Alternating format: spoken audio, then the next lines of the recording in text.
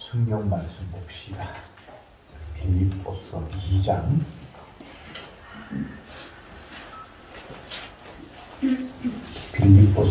1절부터 8절까지만 봅시다.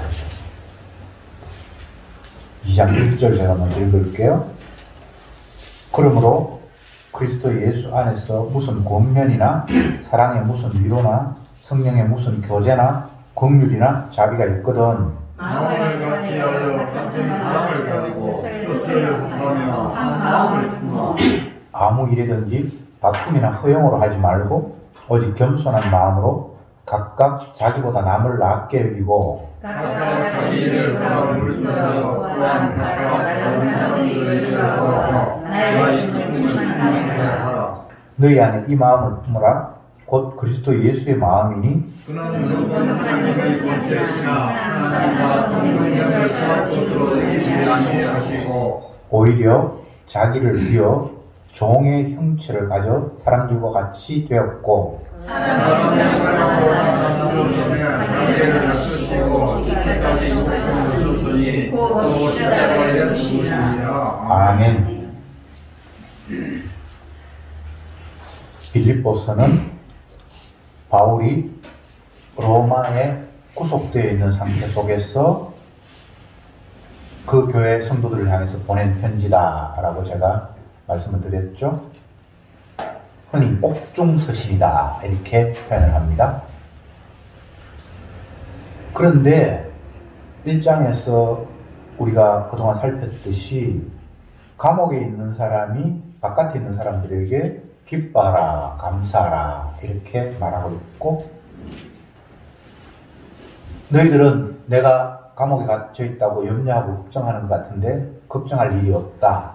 왜냐하면 나는 비록 갇혀 있지만 복음은 갇혀 있지 않고 여전히 활발하게 전파되고 있으니까 그걸로 족한 것 아닌가.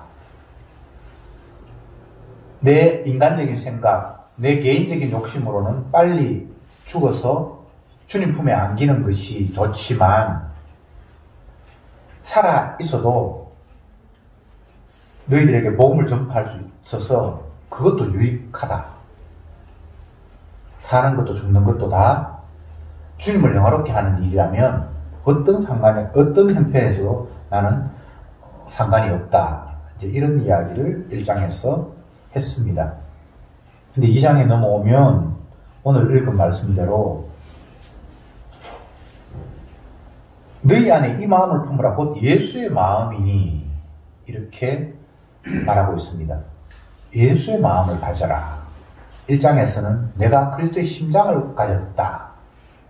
너희들도 예수님의 마음, 심장 유사한 거죠. 나한테 예수님의 마음 있어. 너희들도 예수님의 마음 가졌으면 좋겠어 라고 이야기를 하고 있습니다. 2장 1절에서 그리스도 안에서 무슨 권면이나 사랑의 무슨 위로나 성령의 무슨 교제나 긍휼이나 자비가 있거든 이렇게 이제 시작을 하고 있는데 이 말씀은 성령 안에 있는 사람이라고 인정되거든. 그가 예수님의 사랑이 있고 주의 긍휼을 받았고 주님의 자비가 그게 있다고 생각한다면 너희들은 그와 마음을 같이 해서 복음 전파하는 일에 하나가 되어야 한다. 네 일도 중요하지만 그 형제들의 일이 결코 하잘것없는 일이라거나 그렇게 생각하지 마라. 오히려 그의 일을 더욱더 귀하게 여기고 존중할 줄 알아야 한다. 이런 이야기를 하면서 너희들 모두가 예수님의 마음을 가졌으면 좋겠다. 이렇게 본문이 진행이 됩니다. 마음이 하나가 된다는 것이 이 마음처럼 생각처럼 그렇게 되는 게 아니에요. 결국은 주가 하나 되게 하셔야만 하나가 되는 겁니다. 성경에 나타난 표현들, 그게 권면이 되었건 명령이 되었건 지시가 되었건 뭐 해야 된다, 뭐 되기를 바란다 라는 이런 이야기들이 듣기에는 이런 걸 지도자가 원했으니까 내가 힘써서 하면 되겠구나 라고 생각하신다면 그건 전혀 성경을 이해하지 못하는 상황입니다. 사도가 이야기하는 권면, 명령, 지시는 사람이 할 수가 없어요.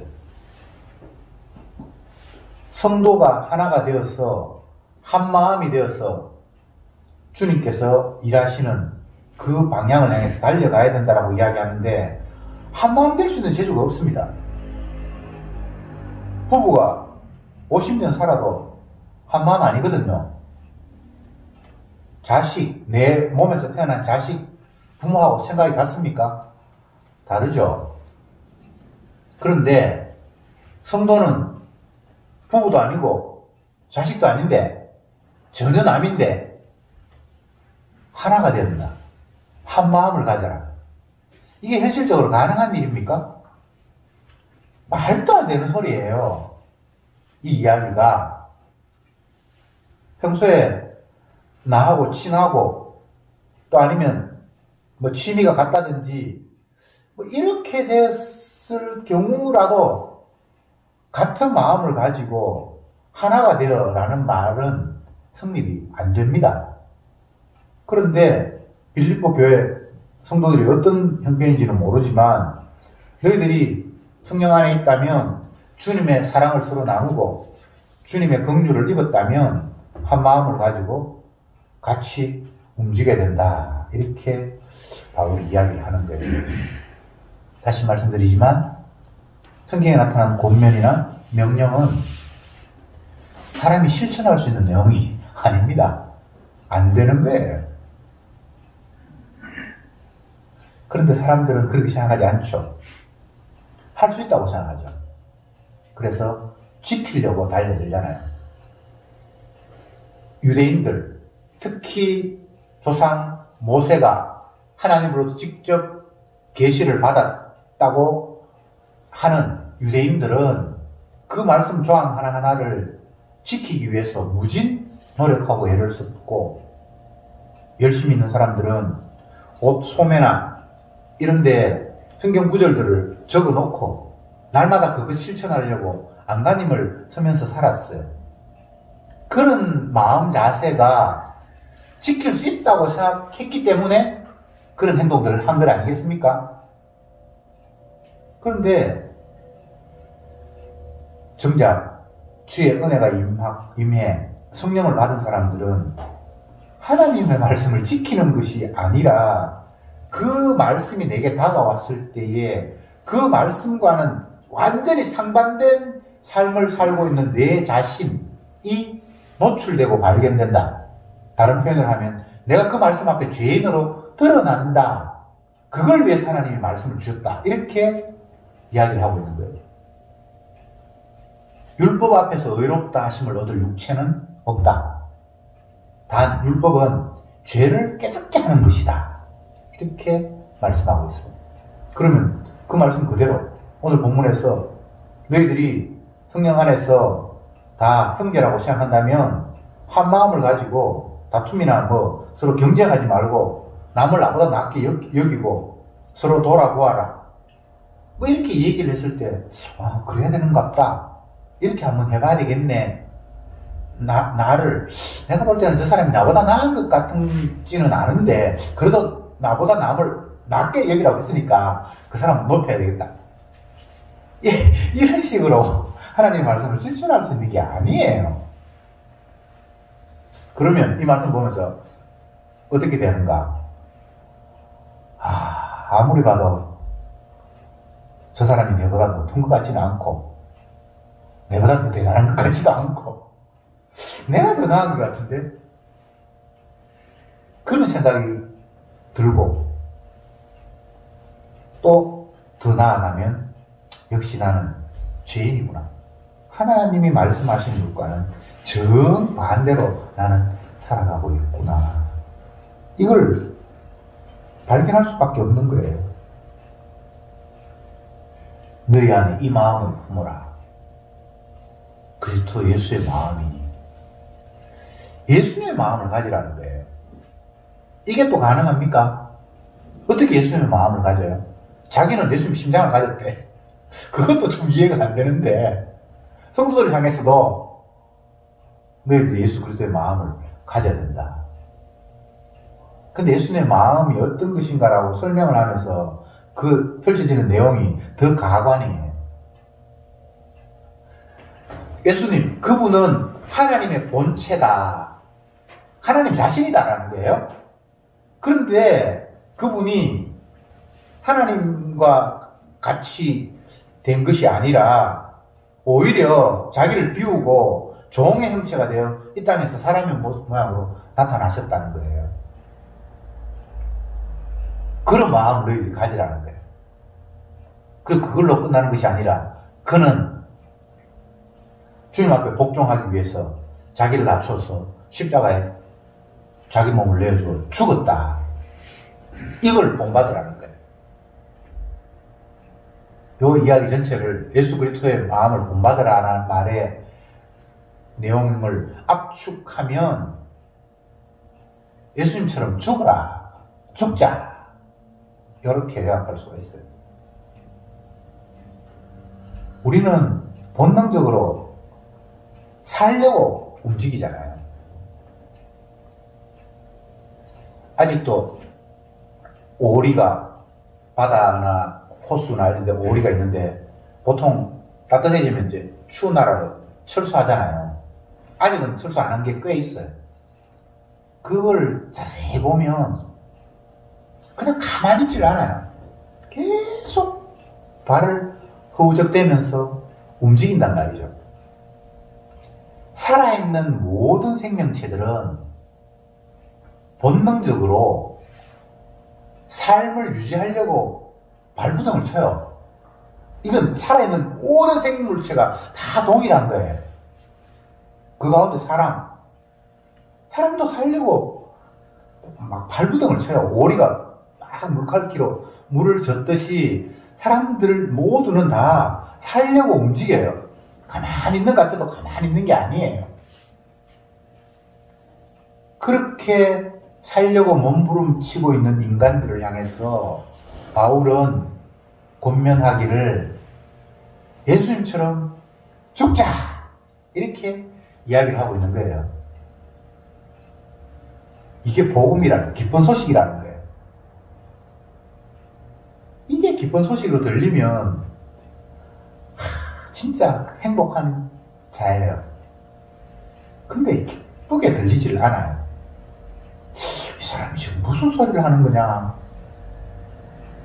오늘날 대부분의 크리스찬이라는 사람들이 성경 말씀을 보면서 예수님을 믿는다고 하면서 그들이 바라고 기대하는 것은 내가 예수님을 사랑하고 주님 말씀에 나름대로 순종하면서 애를 쓰고 있으니까 주님 내 삶을 팍팍 밀어주세요 라는 뉘앙스를 가지고 신앙생활이라는 걸 하고 있어요.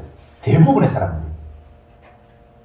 이 성경이 주어질 이 당시에 유대인들 뿐만 아니라 복음을 받아들였다는 사람들마저도 대부분은 그런 식으로 사도들의 말을 이해를 해요.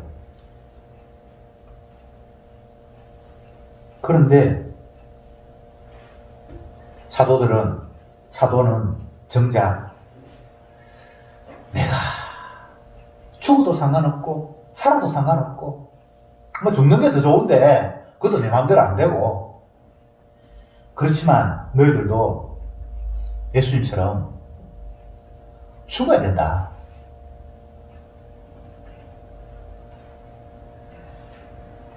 살려고 몸부림치는 자에게 죽어야 한다라고 이야기를 하니까 이게 도대체 어떻게 이해하면서 받아들여야 될까요?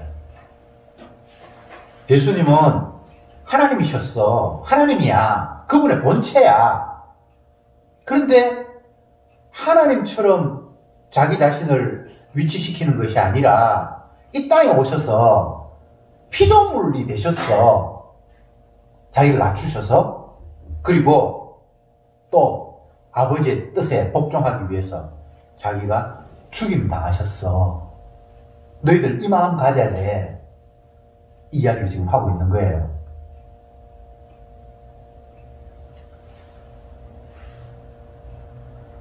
이사야가 성전에 들어가서 기도하다가 진짜 주님이 나타나셔서 주님을 만났어요.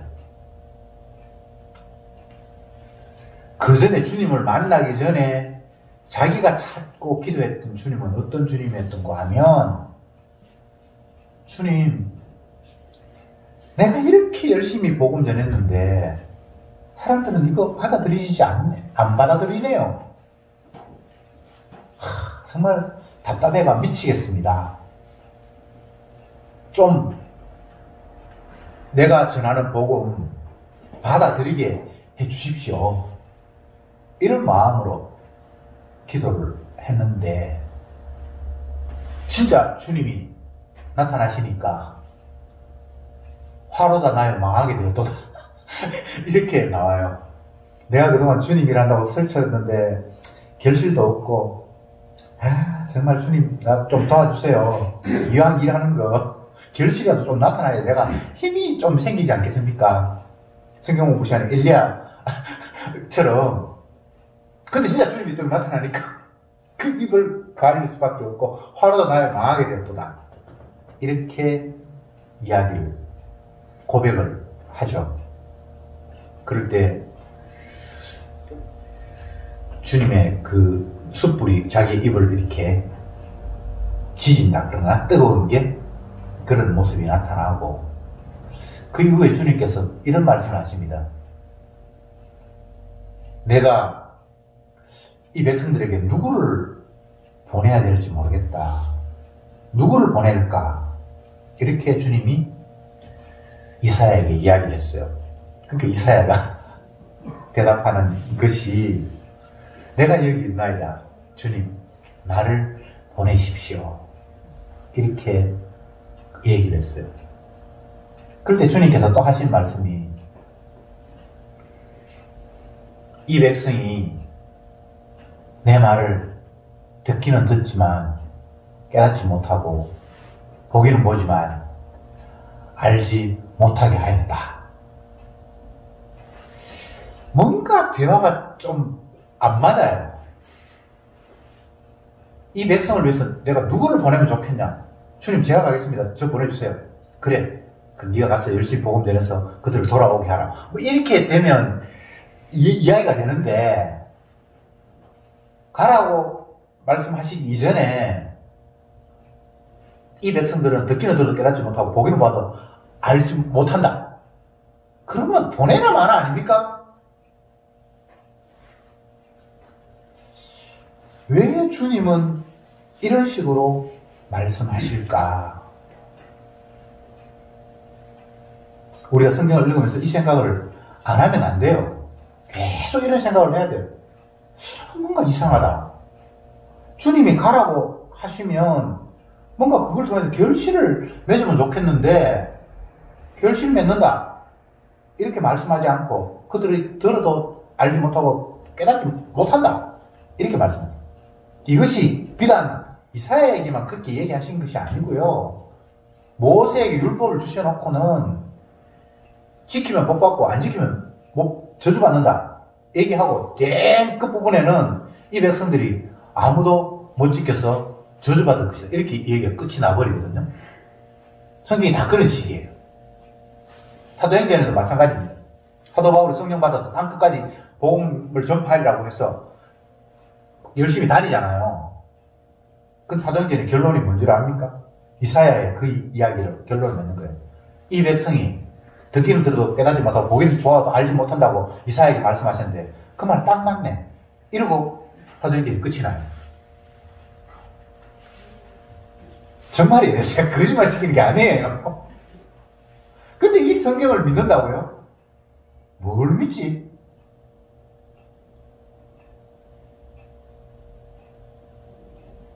사람은 할 수 없다. 그런데 주님은 하신다. 이게 믿음의 내용이에요. 야, 우리 교회 그 집사님 대단하셔.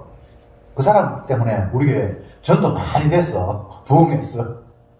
그건 전혀 성경을 이해 못하는 말이에요. 우리 교회 목사님 참 대단하신 분이야. 그래서 요즘 우리 교회가 분위기 좋아. 그건 전혀 성경을 이해하지 못하는 거예요. 어떤 인간도 그가 사도가 되었건 뭐 바울이 되었건 모세가 되었건 주님을 직접 만났건 삼천청을 보았건 천국 회의 주님과 천사들이 회의하는데 참석했건 그에 그런 표현이 있거든요. 신약에는 삼천청에 가봤다 그러고 그런 표현도 있고 주님을 만났고 뭐 이런 사람도 있잖아요. 그런 사람들마저도 주님의 일 하는 데 있어서 별 뭐가 성과가 없고 아무 도움이 안 돼요. 그걸 위해서 주님이 그들을 부르셨어요. 왜? 사랑으로서는 할 수 없으되 그걸 말씀하기 위해서. 그런데 주님이 하셔서 이런다는 거예요.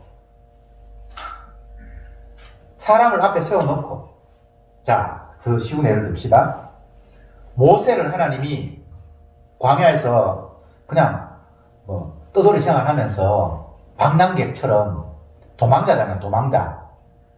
사람 죽여놓고 그게 탈로 났으니까 그 나라에 못 살고 도망자로 왔잖아요. 그래서 광야에서 어쨌든 여자를 만나서 결혼하고 광야에서 생활하는데 하나님이 찾아오셔서 이제 네가 살인해가지고 벌 받을 수 있는 공소시효가 끝났으니까 애굽으로 돌아가라 이렇게 말씀한 건 아니고 네가 애굽 왕에게 찾아가서 내 백성을 놓아 달라라고 말해라 이렇게 주님이 일방적인 주문을 했단 말이죠. 아니 그쪽에서 살인해가지고 도망자 신세가 됐는데 너 이제 절대 감옥에 안 갈 거야 공소시효 지났어 이런 말 하는 것도 아니고 그냥 그곳에 가서 적진인데 나 지금 감옥 갈 수도 있는데 그곳에 가서 애국 왕에게 이 백성 내보내달라고 그래라. 이게 이중 삼중으로 말이 안 되는 거예요. 살인죄가 안 저질러도 내 백성 내보내달라. 그 말은 노동력 창출을 하는데 그거 말이 안 되는데 나는 그 백성 죽이고 지금 도망왔는데 나한테 그런 주문을 주님이 하셨단 말이죠. 어쨌든 경보가 지나서 이스라엘 백성들을 데리고 나오잖아요. 애굽을 탈출하잖아요. 그리고 가나안 땅까지 못 가고 자기는 그 앞에서 하나님께 생명을 거두어 가버리는데 그 일을 주님이 모세에게 시키신 이유는 너는 아무것도 못해. 허수아비야. 근데 봐. 출애굽은 되잖아. 요걸 보여주시는 거예요. 모세가 아무것도 한 게 없어요. 원망하고. 모세가 10번 주님을 어기는 걸로 그렇게 나와 있는데 그 10번이라는 게 의미가 있어요. 11번 어길 수도 있고 9번 어길 수도 있는데 사실 10번보다 더 어겼겠죠. 근데 그 열이라는 것은 애굽의 바로가 하나님의 말씀을 기적을 일으키면서까지 이게 신실하다고 보여줬는데 10번이나 그걸 순종하지 않거든요. 10번째까지 나오잖아요. 마지막 장자 죽음까지. 그거 애굽의 바로가 강팍하듯이 모세도 똑같이 강팍하다는 차원에서 10번을 끄겠다라고 성경에 기록하고 있는 거예요. 그러니까 강팍의 차원에서는 애굽의 바로나 이스라엘 백성들 인도한다고 설치는 모세나 쌤쌤이란 말이에요. 그러면 왜 주님이 모세에게 네가 이 백성들을 이끌어서 가나안 땅으로 인도하는 일에 네가 앞장서라라고 그에게 힘을 주시고 능력을 주셨느냐? 능력도 많이 주셨어요. 홍해도 가르고 뭐 별일이 다 있었기는 갈멜산에서 저 산에서 기도해가지고 손이 올라가면 아말렉을 상대를 이기고 뭐 별별 놀라운 일이 많아요. 반석에서 물을 내기도 하고. 그런데 중요한 것은 모세가 그 일을 하는 게 아니에요. 모세는 아무것도 못해요. 바보 멍청이에요. 그런데 일은 된단 말이죠. 주님이 말씀하신 대로. 그래서 사람은 할 수 없으되 주님이 하시잖아 라는 걸 보여주기 위해서 허수아비로 사람은 할 수 없다는 걸 보여주는 전면에 나선 사람이 모세인 거예요. 바울이 사도행전에서 마지막에서 뭐 3차 전도 여행을 다니고 로마에 가서 재판을 받으면서 복음 전하고 뭐 열심히 어쨌든 설치잖아요. 열심히 특심이잖아요. 자기가 원하는 대로가 아니라 강제로 이끌려가면서 복음을 전하잖아요. 근데 결론은 열심히 전했는데 믿는 사람 없대. 그게 결론이란 말이죠. 물론 그게 없다라는 말이 한 명도 없다라는 이야기가 아니라 사람이 겉으로 드러났을 때 뭐 이렇게 많이 했으면 엄청나게 뭔가 결과가 나와야 되는데 뭐 별 결과가 없네 이 말이에요. 근데 결과가 없을까요? 아니에요. 그 일을 통해서 구원 얻을 자는 다 얻은 거예요. 여러분의 눈에 보이는 대로 결과를 가지고 있네 없네 그렇게 말할 이유가 없는 거예요. 일리야도 마찬가지죠. 나만 홀로 남았습니다. 선지자는. 이 백성 다 하나님만 어겼어요. 까불지 마. 내가 7,000명을 남겨두었어. 그거하고 똑같은 거예요. 여러분은 날마다 주님의 말씀 앞에서 좌절해야 됩니다. 내 꼬라지를 보면서 좌절해야 되고요. 겉으로 드러나는 결과가 너무 미미해서 좌절해야 되고요. 날마다 좌절해야 돼요. 그래야 주님 내가 아무것도 아니군요. 그런데 주님은 당신의 뜻대로 일을 잘하고 계시는 게 또 느껴지네요. 그게 확인됐네요. 그는 흥하여야 하겠고 나는 쇠하여야 하리라는 그 세례 요한의 이야기가 무슨 말인지 이제 조금 깨달아지네요. 날마다 주님은 우리를 그런 식으로 인도하십니다. 그것 외에 다른 방법 없어요. 주님도 흥하고요. 나도 한 자리 차지할게요. 주님만큼은 안 돼도 한 2인자 자리 주세요. 베드로가 한 이야기가 그 이야기잖아요. 주여 주님의 나라에 임하실 때에 그렇게 표현 안 했죠. 우리 중에 누가 더 큰 자입니까? 그렇게 물었죠. 그 마음속에는 내가 2인자 맞죠? 라는 그 뉘앙스가 깔려있고 그게 베드로의 마음만이 아니라 다른 제자도 그 이야기 들으면서 흥분해가 화를 내는 게 나도 그 자리 차지하고 싶다라는 그 생각이겠죠. 그런데 주님 뭐라고 이야기합니까? 우리는 계속해서 내가 주인공이 되는 그 상태를 스스로 포기하거나 철회할 수가 없어요. 아무리 뭐 신앙생활을 하고 뭐 성령을 받았고 은혜에 충만하고 무슨 이유를 다 갖다 붙여도 내가 주인공이 되고 내가 높아지고 내가 평안해지고 내가 만족하는 이 삶을 단 한순간도 떨쳐버리지 못해요. 그런 자들을 향해서 바울이 죽으라, 예수를 위해서 죽자, 이렇게 지금 이야기를 하고 있단 말이죠. 그러니까 당장 이 말씀을 받는 우리들, 그 당시에 빌립보 교인들의 마음은 황당한 거예요. 죽는 거에 죽더라도 살아있을 동안에는 좀 인간답게 살고 사람 대우받고 그러고 싶은데 그런 거 저런 거 없고 그냥 죽자. 십자가를 위해서. 예수님이 죽었잖아. 그 마음 우리도 갖자. 예수님은 죽어야 될 이유도 없어. 그분은 하나님이야. 근데 자기를 낮추시고 아버지 앞에 복종하기 위해서 죽었잖아. 우리도 그 마음 갖자. 죽자.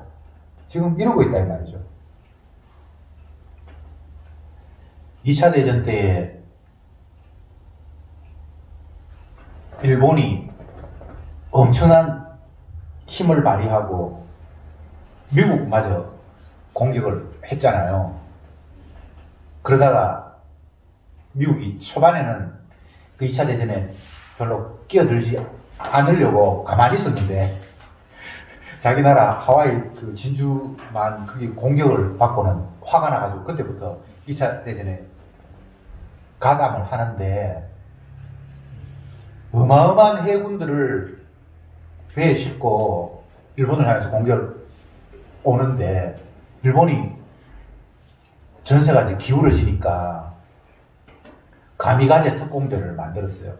가미가제 특공대는 뭔가 하면 조그마한 비행기 하나에 폭약을 싣고 일본 군함에 가서, 적군의 군함에 가서 그냥 확 자살 특공대죠. 그죠? 한 사람 죽고 저쪽에는 큰 배를 박살 내자는 게 그 가미가제 특공대 그기거든요. 근데 진짜 그 사람들은 일본의 천황을 위해서, 일본을 위해서 많은 조종사들이 그게 가담을 했어요. 그런데 뭐 결과적으로는 일본이 패했습니다만, 이 가미가제 특공대 그 이야기를 들으면 제가 이 본문하고 좀 연관을 지을 수 생각이 돼요. 오늘 베드로전서 2장에서 너희가 예수 그리스도의 마음을 가져야 된다. 그분은 하나님이지만 겸손하게 인간이 되셨고 그 정도로 끝나는 것이 아니라 아버지 뜻을 따라서 자기를 죽음에 내몰았다. 이거 본받자라고 얘기했을 때 너희들이 가미가제 특공대가 되어라. 그런 표현이에요. 네 죽고 주님의 뜻을 이루어라. 이런 말이에요.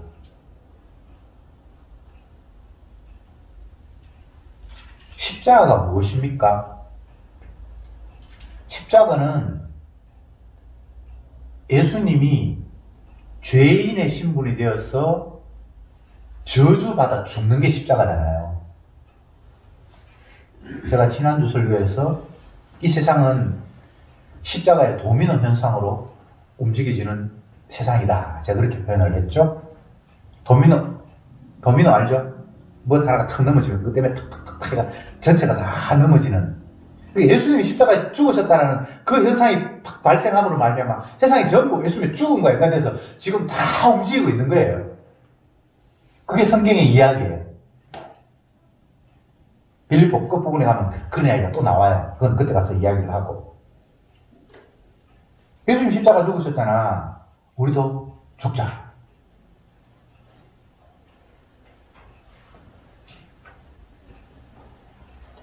주님이 이 땅에 우리를 보내신 이유가 주님의 영광을 위해서 살라고, 그리고 그걸 통해서 죽으라고 이 땅에 보내시잖아요. 그런데 인간들은 그렇게 자기의 삶을 규정하지를 않아요. 주님의 영광을 위해서 살다가 주님의 영광에 가장 적절한 타이밍에 죽는 그런 걸 삶의 목적으로, 목표로 삼아서 살아가는 사람이 없어. 그래서 그냥 행복해야 되잖아. 즐거워야 되잖아. 만족이 있어야 되잖아. 보람이 있어야 되잖아. 날마다 엉뚱한 소리를 하고 있는 거예요. 근데 바울은 그게 완전 폭탄을 던지죠. 주님 마음 좀 받아야 돼. 주님처럼 죽자. 그래, 이게 인간으로서 할 수 있는, 순종하거나 이 말에 따를 수 있는 그런 내용이 아니에요. 제가 뭐라고 했죠? 하나님 말씀 순종하는 용도가 아니라 얼마나 우리가 하나님 뜻과 다르게 살아가고 있는가를 고발하는, 죄인으로 지적하는 이야기라고 말씀드렸잖아요.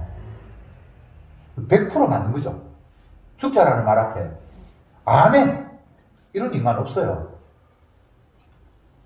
죽는 거 흉내로 내면 주님이 더 풍성하게 살려줄까? 뭐 이런 국면이 날 수 있어도 죽자 아멘, 절대 이거는 말이 안 되는 거예요. 뭘 죽어요? 이거 더 살아야 돼.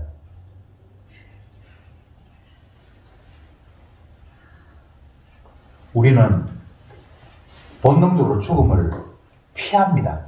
싫어합니다. 살려고 하는 것은 이 세상에서는 무조건 선이에요. 살려고 하는 건 이 세상에. 근데 복음 앞에서 보면 살려고 하는 그 자체가 죄라고 주장하고 있어요. 그러니까 우리는 무엇을, 어떤 행동을 하기 이전에 내 마음 자체가 죄악이에요. 생각 자체가 죄악이고, 죄 덩어리예요. 죄 덩어리. 죄로 그냥 뭉쳤어요.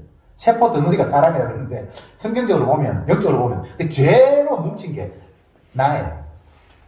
뭘 액션을 취하기 이전에, 뭘 해서 죄인이기 이전에 그냥 내가 죄로 딸똘 뭉쳤어요. 이걸 성경적으로 표현으로 이야기하면 스스로 신이 되었어요.